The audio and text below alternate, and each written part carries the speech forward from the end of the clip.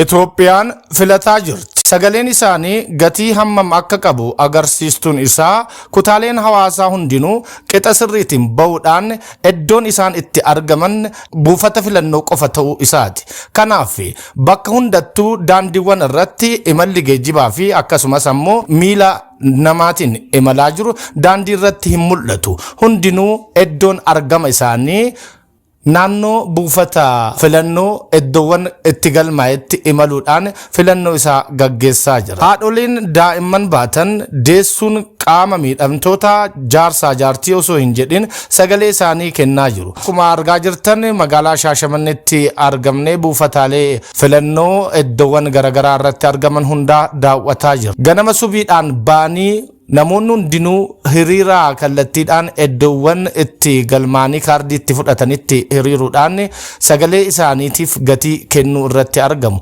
Mirga diimokiraasii isaaniitti fayyadamuudhaan nama isaaniif ta'uu fi qaama isaaniif ta'u filachuu irratti argamu. Boordiin filannoo biyyaalessaa Itoophiyaa ibsa miidiyaaleef kenneen buufataaleen filannoo 50 fi 188 yeroon yoo banamanis buufataaleen filannoo 695 barfachuun banamuu ibseera. Walitti qabduun boordichaa addee Meelaat Warqaayiluu adeemsa filannoo waliigalaa marsaa 7ffaa ilaalchisuun ibsa kennaniin buufataaleen filannoo 50 fi 188 ganamaan yeroo jedhametti banamuu eeruun buufataaleen filannoo 600 fi 95 ammoo barfatanii banamuu eeran.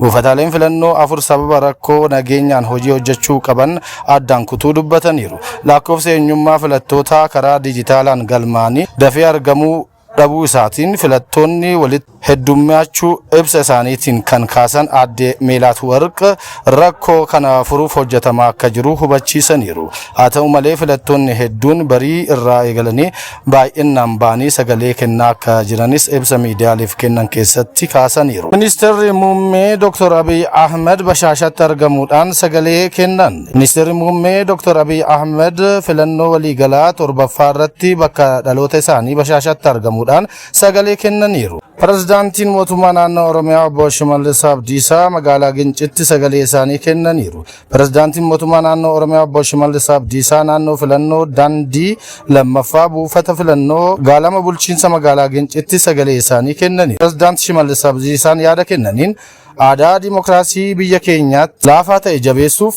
uummanni biyya keenyaa ganamaan bahee mootummaa isaa ijaaruuf bahuu himanne. Qaamni kamiyyuu fedhii uummataan malee gara aangootti dhufuun akka hin danda'amne agarsiiftuu guddaadha. Kanaafuu uummata Oromoo baay'een galateeffadha jechuudhaan dubbatan. Ambaasaadar Leencoo Baatii magaalaa Dodolaatti sagalee isaanii kennan. Kaadhimamaa mana marii bakka bu'oota uummataa kan ta'an Ambaasaadar Leencoo Baatii magaalaa Dodolaa buufata filannoo dannaba lammaffaatti argamuun sagalee isaanii kennaniiru. Kantiibaan bulchiinsa magaalaa Finfinnee aadde Adaanech Abeebee kutaa magaalaa Lidataa buufata filannoo Jeneraal Jaagamaa Keellootti sagalee isaanii kennan. Haaluma wal fakkaatuun Injiinar Taakkalaa Uumaan Ambootti argamuun sagalee isaanii kennan.